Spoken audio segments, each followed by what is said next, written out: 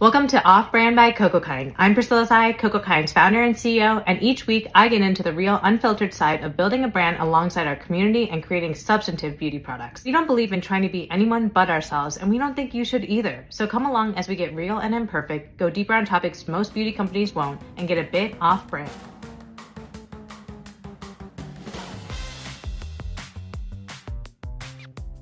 Okay, take 3. Here we go.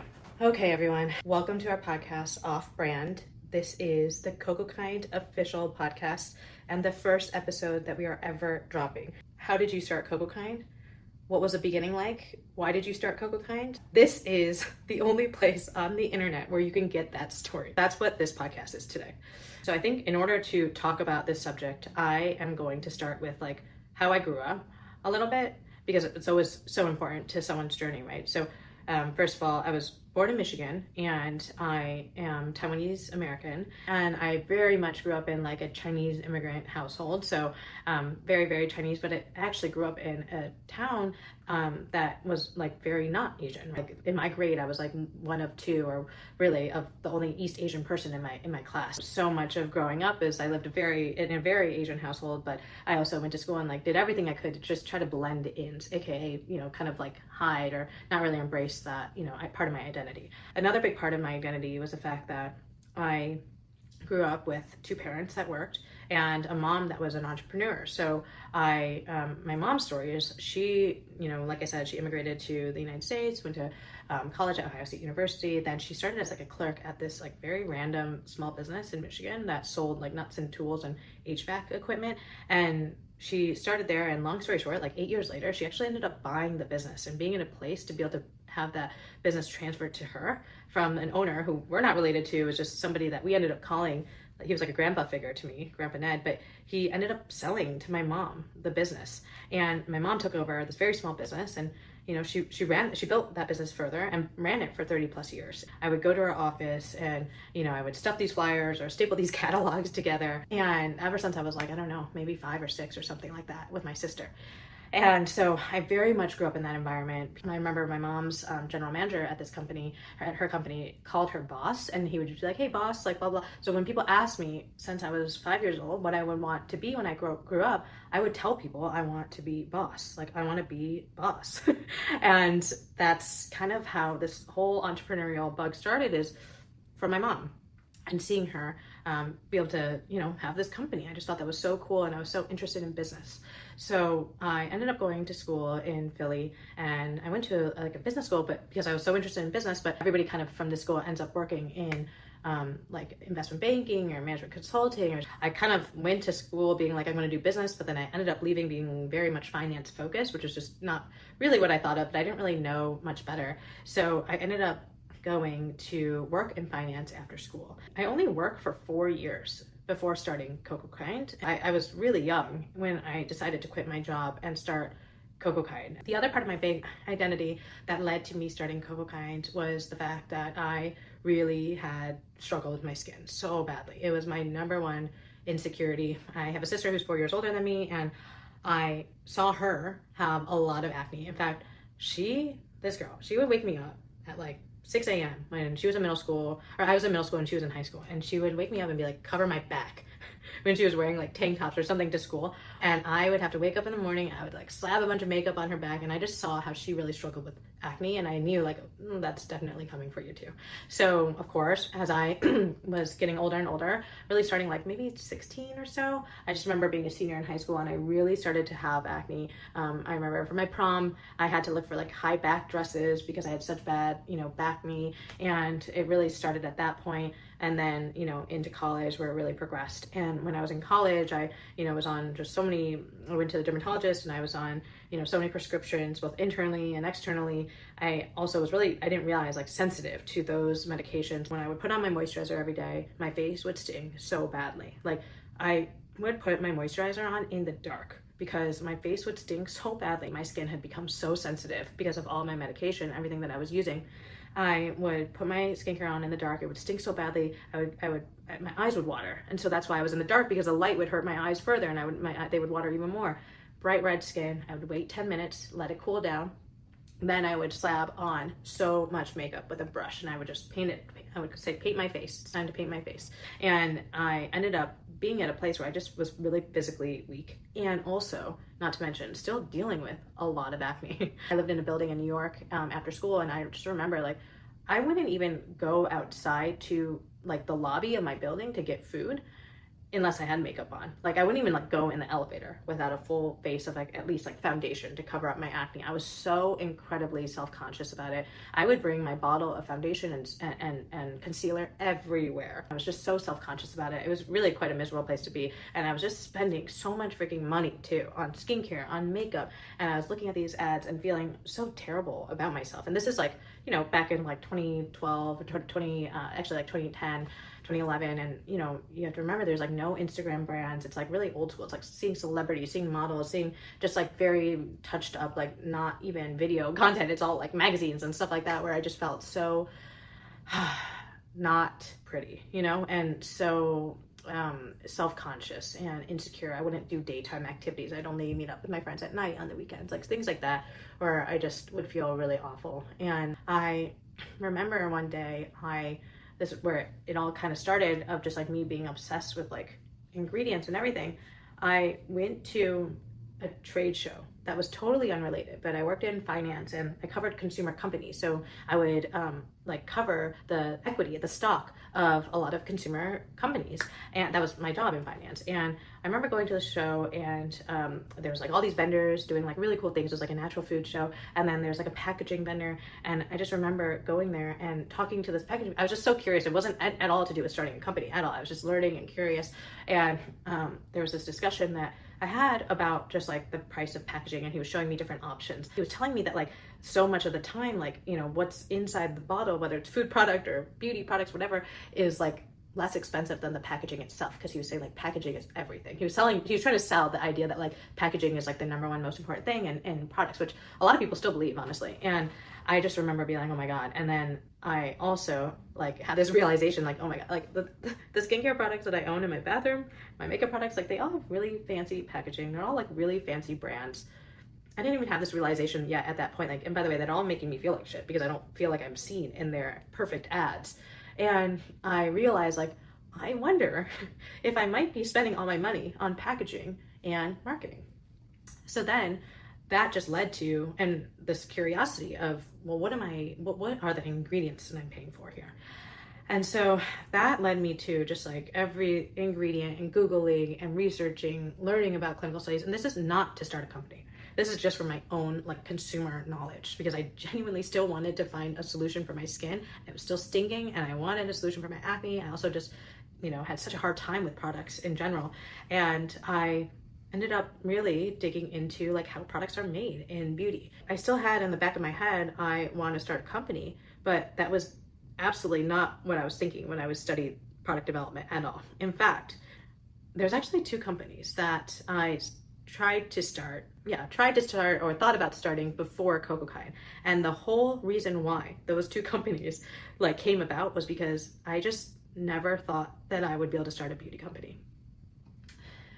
It was just so, I so self-conscious, right? I you know, imagine if you have like your worst physical, you know, appearance insecurity, and you're like, I'm going to start a company where like people are going to stare at that all day long and judge me by that. Of course, it was extremely uncomfortable for me to even think about that. So I just, as much as I was just diving into so much knowledge and understanding about product development, I also just truly could never imagine having a skincare company. So the two other concepts I'll tell you that I played around with. One of my really good friends and coworker, we talked about starting a banana ice cream company, which I still think we could have been extremely successful at, but ultimately it's not where I had as much passion. But you know, it's like, what is it, the frozen banana like concept, and you basically freeze bananas and you blend it, and it's like really tasty. And so we would do that with like peanut butter or like chocolate chips and like, you know, different flavors of that. That lasted for, I don't know, probably like a month or something of us like quote unquote testing formulas. Never really got too deep in that. But the other concept I actually did for probably 18 months while I was creating Cocokind, which I'll get to in a little bit. So I ended up, you know, playing around with this banana ice cream company thing. That didn't really work. I told myself when I was coming up on 2 years at a job at JP Morgan, I told myself that I am going to start a brand, and it would behoove me not to start a skincare company because I am so interested and passionate, and I just feel like there has to be a more affordable, like relatable company that is like genuine. And I don't know, I just felt like there has to be something that just like fits more like who I want to be and be associated with. But I'm going to do it, and I'm never going to be in front of a camera. Like, this company doesn't need to have a face. This company is going to be very community driven, so I never actually have to be in front of a camera. And that's ultimately how I convinced myself to start Cocokind and to quit my job, was because I said that I would never ever be in front of a camera, which is obviously hilarious today. So that is my story about how I ended up getting to a place of quitting my job. And I should mention that when I worked at JP Morgan, it was a very, male dominated world. I definitely had a couple of best girlfriends, and we kind of clung to each other in that world of just being surrounded by men.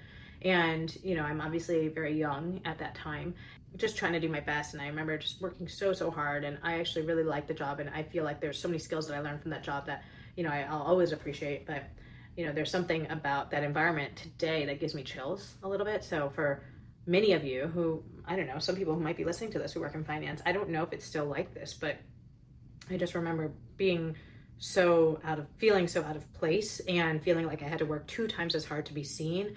And also being around men and their disgusting jokes and pretending to laugh, and actually laughing, and like not really recognizing, or feeling confident in my value as a woman in that world.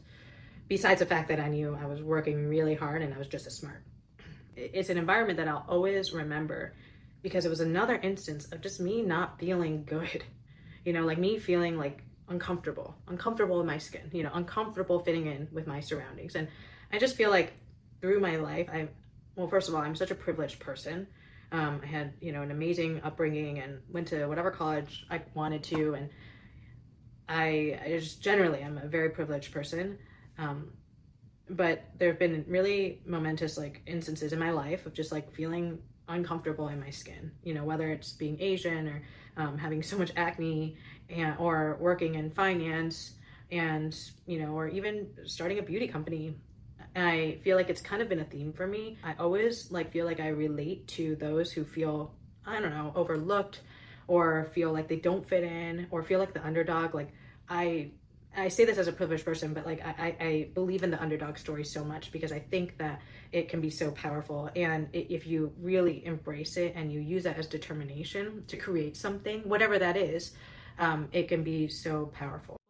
Okay, I promise this is not going to be a regular boring ad. Instead, I'll tell you my favorite skincare tips and tricks and hacks, especially when it comes to using Cocokind products. Today, I want to tell you a tip, which is that I actually do not believe in using hyaluronic acid serums. Hyaluronic acid serums exist to just be like hydrating serums, and I believe that every serum should be effectively hydrating. If you're actually looking for a super hydrating serum, having hyaluronic acid is just not enough, and it can be varying in performance depending on the molecular weight. In our ceramide serum, which has the most silky, milky, beautiful texture, we pair beta-glucan with a blend of not 1, not 2, but 5 ceramides. Beta-glucan, in my opinion, is actually higher performance than most hyaluronic acids because it's hydrating and on its own actually supports moisture retention, unlike hyaluronic acid. And then we have the ceramides, which actually seal in moisture and support the barrier. It's hydration and so much more. So give it a try if you haven't yet.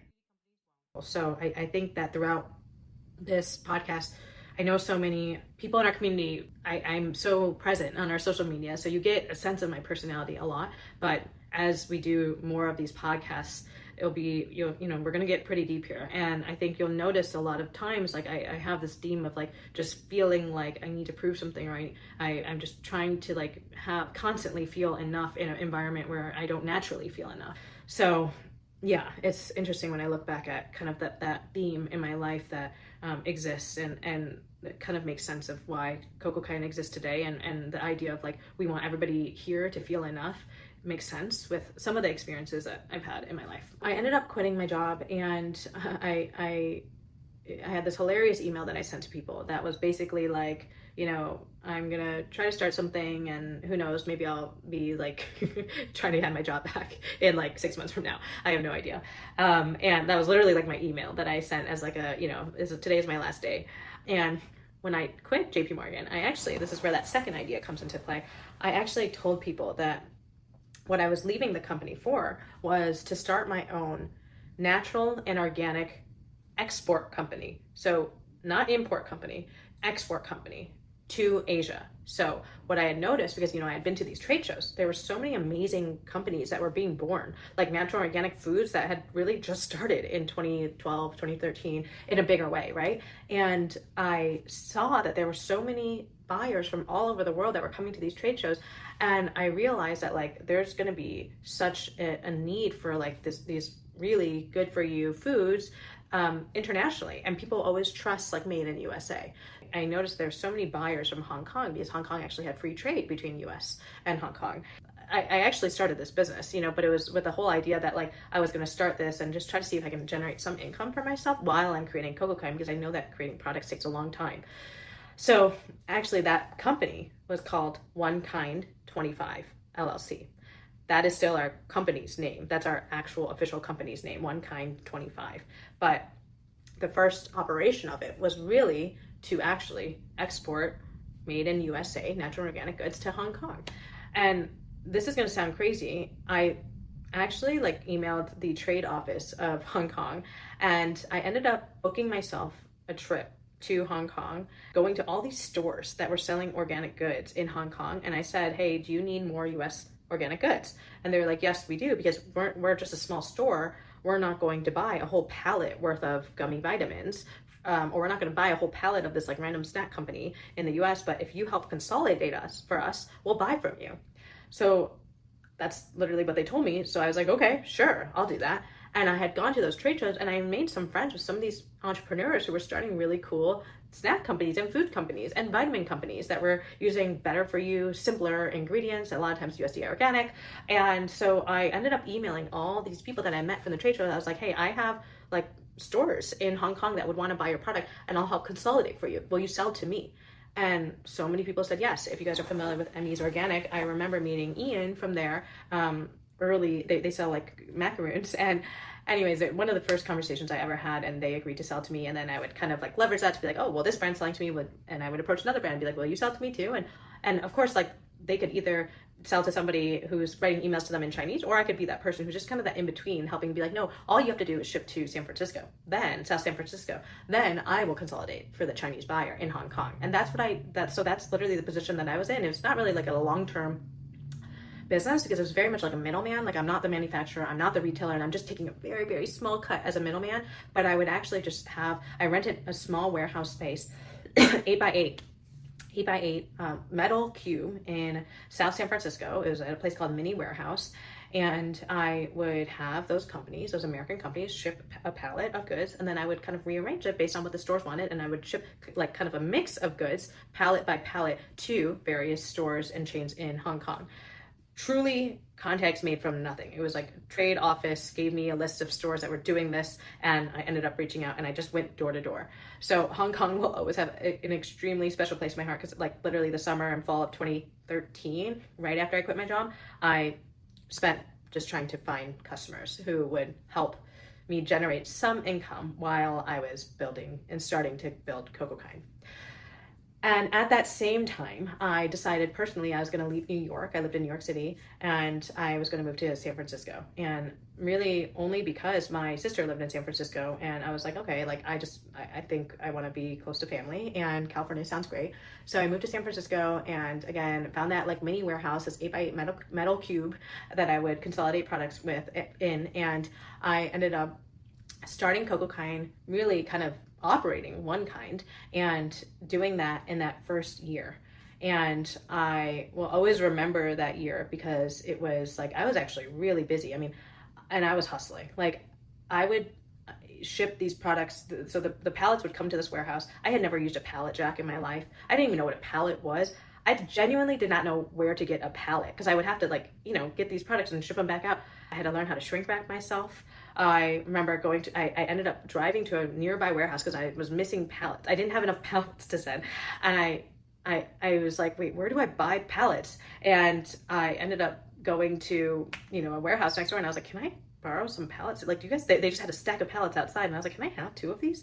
And so I got some pallets from a neighbor. It was awesome. But I would basically, I have videos of myself on like rolling on a pallet jack, like a pallet with like 800 pounds of stuff, you know? So it was like really fun and crazy. And like the idea that I went from a finance job where I'm sitting behind a computer to like literally building a pallet, shrink wrapping a pallet, and putting like, you know, giving the bill of lading and sending it off into a big truck to be shipped to Hong Kong. It was like a really incredible time of like this, okay, I'm just doing something. I'm doing it, you know, and I did end up having some income that year to really support me. Of course, I was like mostly living on my sister's couch, you know, at that time. But as a separate side, I was developing Cocokind, and I was like, again, I'm still thinking in my head, like, this is going to be a business that I'm going to run. I'm going to be extremely involved in the product, but I'm not going to have traditional marketing. I'm not going to be the face of the company. And I wanted to start the line with very, very simple ingredients. And I'll talk about this in a future episode, but I was very much in like the whole clean, simple ingredients living at that time, where I had used an oil or I'd use a rose hydrosol, and it's like, this doesn't sting my skin. It's one ingredient that I'm using at a time. Like, I can do blends of this, or I can just sell these like very simple ingredients to people who might be too sensitive like me, right? And most of the ingredients we used were actually organic, and you know, I created these quote unquote formulas that were just very simple, right? They were a skin butter with coconut oil, shea butter, beeswax, and lavender. It was a rose hydrosol it was a rose water with just a rose hydrosol. And it was a cleansing oil that we still have today. We still have the rose water too. But I think out of that initial lineup, only the cleansing oil, there are 5 products that we launched with, only the cleansing oil and the rose water still exist today, but they were really, really simple. And we didn't go to a third-party manufacturer like most brands do. I just found a commercial kitchen in Berkeley. So I would buy these organic ingredients bulk, and we would then blend in this commercial kitchen, and like my days would be insane. They would be like truly like whipping, you know, the skin butter, or blending the oils, or you know, kind of melting the beeswax into the coconut oil, filling it in a hot pour into these lip balm trays, like very, very manual and very small batch in this commercial kitchen. And then that would be our initial lineup. And it was really so beautiful in how simple it was and how real it was. But it was always with the idea that I want to sell this to retailers too. And the retailer that I really knew the most about, because I actually had covered their stock, is Whole Foods. So that was like one of my big goals that I had in the very beginning of the business, is I want to see this product on Whole Foods shelf. And I remember at that time, I don't know, one of the questions people always ask me is like, how do you get started? And I just remember at the time, I think I bought labels from like a place called buylabels.com or something. Like I had bought labels for the products just by Google searching a place. It was terrible. They would come to me in these like labels that were like kind of like already sliced up, like label by label. I'd order like 100 at a time, and some of them would be like have weird cut marks, and some of them like the adhesive would already be so messed up, and like I had so many like issues with this company. But like they were a place that I found on the good old internet that would sell to me like 80 labels at a time, or 100 labels at a time. And so I said, that's where I'm going to buy labels from, or that's where I'm going to buy boxes from. They were, you know, really, really small batch. I was truly doing small batch production. And I think in general, when you're starting something, you just have to do stuff. Like, that's my best advice to people, is people always ask, how do you start? You just start by doing something. Today, I am going to design our packaging. Today, I am going to reach out to a couple of Google vendors that I find that can make boxes. Or today I'm going to find a bottle, right? And then you go into, today I'm going to find a commercial kitchen in my area. Then I'm going to sign a lease there. Today I am going to buy the equipment that I'm going to blend with, and I'm going to formalize our procedures for how we make these small batch products. Today I am going to sign up for Shopify, and I am going to figure out, when am I going to do a photo shoot? What am I going to do a photo shoot with? Who am I going to shoot? It's just the step-by-step stuff. It's not magic when you think about breaking it down into a million small steps and just making sure every day there's progress. That was my first year before we quote unquote launched. And it was probably the most fun I think I'll ever have in this business, because I just felt like I could do anything and I would just be racing every day. I felt this like urgency of like, well, I got to do this and nobody is asking me for this. The world doesn't even know I exist. But I had this urgency, like, no, I got to do this, and I'm going to do this, and I'm going to do this, and I'm going to do this. And it pushed me, and it made me so excited. And I think in that year where nobody knows you exist and you're kind of working for yourself, you're excited about what you're building, you're like, even just seeing like the URL that, you know, be like, oh my God, we got cocokind.com. Like, that's so exciting, you know, regardless of what the website looked like, or just when you see the first bottle that came in, it's like so exciting until it's not, obviously, because like, then you realize that the quality is off and you're like, okay, never mind, I have to start from zero again. But the point is that I had so much fun in that early stage of just like trying to figure out with not a lot of experience actually at all. And I think people oftentimes forget in that early stage to just like have fun, because when you look back at it, you're like, I didn't have down, you know, I only had up to go, right? And you should embrace that. You should enjoy that if you're building something, because it's just like this freedom to like just do stuff and like race, you know? So that was my first year of just getting this product together and all the things behind the scenes, while I'm also doing this consolidation export business of US natural and organic foods and selling to Hong Kong natural and organic stores. Very niche. Then I ended up being ready to quote unquote launch. And it's funny because when you don't have any money to launch and you only have like 100 units of products and you barely have an Instagram, when you launch, it means nothing. You know, it's like the excitement of launching, and then you're like telling people you launch, and day one you launch, you post that Instagram picture and it's like 0 visitors to your website, like actually 0. And I oftentimes talk to a lot of new founders, and they kind of express the same, where it's like the anticipation of launching is so exciting, but then when you launch, right after you launch, you realize like, wow, like you have to work so hard. People, you would think that you launch a website and there's visitors. No. And you could like type in the description of your website and like all the things you're offering, you think there's just going to be visitors on your website. And like, that does not exist, especially when you don't have marketing dollars, right? Which I didn't have. And that's exactly what happened. I launched, and I honestly don't remember exactly what date I launched, because like the visitors was 0 for a long time. What I do remember though is I had Whole Foods in my mind, and so I remember finding on the internet the regional, you know, they had a supplier forum online on Whole Foods, and I ended up finding the regional buyer contact, and I emailed her information with like this like picture of our products on grass, and the flyer said, the digital flyers that I created said the first of our kind, or no, the first of our Cocokind. Get it? Haha, funny. I sent her that, and I followed up, and it was 0 response. This is not a regular ad. This is a useful ad, okay? Our new product, the Calming Magnesium Mist, one of the coolest things about it is that it specifically targets acne-causing bacteria instead of just wiping everything clean. Because believe it or not, there are good bacteria that you actually want to keep on your skin microbiome to support your skin barrier. So if you're constantly using antibacterial ingredients, you may be ruining your barrier. This mist specifically targets C. acne bacteria while calming, de-stressing your skin, and reducing the look of redness. You use it whenever, wherever, and you're meant to be together. It's $18 in a huge bottle. I hope you love it. Oh. Okay, promise me you are never, ever going to tell anybody that just came out of my mouth. And that is the end of this ad. So what I did was I ended up calling individual Whole Food stores. And I would call them and I would say, hi, I have a new skincare company. We use 5 ingredients or less, and they're all under $20. Can I come and drop off samples? I live in San Francisco. And by the way, I'm a local vendor, and you know, these are made in small batches. And so many of those stores were like, sure, come on by. So I would go produce products, and then I would drop off like 1 sample of each product at the stores around me. And I would drive to like freaking Santa Clara. I would drive all over Northern California, because there's like maybe 35 stores or so in the Whole Foods Northern California region. I would just call them. If they responded to me, I would drive. It would like, doesn't matter if it was like 3 hours away, I would just get in the car and drive. And I mean, I don't know why I didn't think, oh yeah, well, I didn't think of mailing it to them, because I wanted to be there in person to like see the store manager and be like, hi, I'm the person you talk to. And I would then be like introduce myself to the whole body manager. So whole body is like the personal care department at Whole Foods. And yeah, I would introduce myself, and then I would tell them about the product in person, and then they would try it. And I ended up dropping off so many samples and talking to so many people in these individual Whole Foods stores that they ended up emailing the regional buyer, who never responded to me, and saying like, I really like this product, can you approve them? And so she ended up, her name is Joanne, the regional buyer who never responded to me, she ended up getting so many pings from the store team members that she was like, oh gosh, this is kind of annoying, like I guess I have to approve this vendor.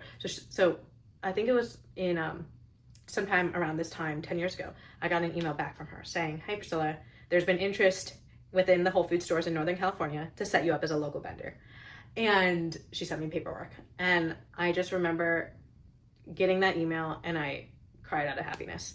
And I was like, it's really happening. Like the products are gonna go into Whole Foods. I was so happy. And a month later, you know, I kind of did all the things. I formalized our insurance to be able to sell at Whole Foods. I got all the production ready, and I was like trying to figure out how much they're gonna order. And they ended up ordering for it was like 3 stores at the time. And each store ordered 6 units of each of the products. So 3 stores, 6 units, 18 units of each product. And I just remember being like, oh, that's like way lower than I thought they were going to order. Like, why did I think they were going to order like 50 units? Like, I thought that I don't know, like the product is just, they're just going to fly off the shelf and they need inventory in the back. Like they need 50 units per store per SKU. And it was the first time I realized that products can sit on a shelf with no one to buy them and actually sell. I learned this through the conversations with the buyer, that selling 1 unit of a product per week is actually considered doing really well. So for everybody to realize that, that is the reality in so much of the retail environment, especially in skincare. And it's still true today. If you actually sell 1 unit in skincare a week at a store, that is doing extremely well. And so very quickly I learned that getting into Whole Foods, especially just 3 stores of Whole Foods, is not gonna sustain me. You know, that's not enough dollars to sustain a company. And I ended up, you know, aggressively trying to sell in the rest of the 31 stores in the region. And I got to probably like 28 stores, you know, within 2 months. We're set up, we're now there, you try the product, you can order the product, but still, you know, it was a very, very small batch at that time. And in order to sell, I would actually do demos. So I would sign up for demos and I would do probably like 5 of them a week, where each demo was 3 hours long. And I would stand there at Whole Foods. I would go to various demos. Some days on a Saturday, I would even do 3 demos, starting from like 9 a.m. to 12, 1 to 4, 5 to 8, you know, and it was insane. I would just drive all over California and even come back home to label the products and do more and do the next day.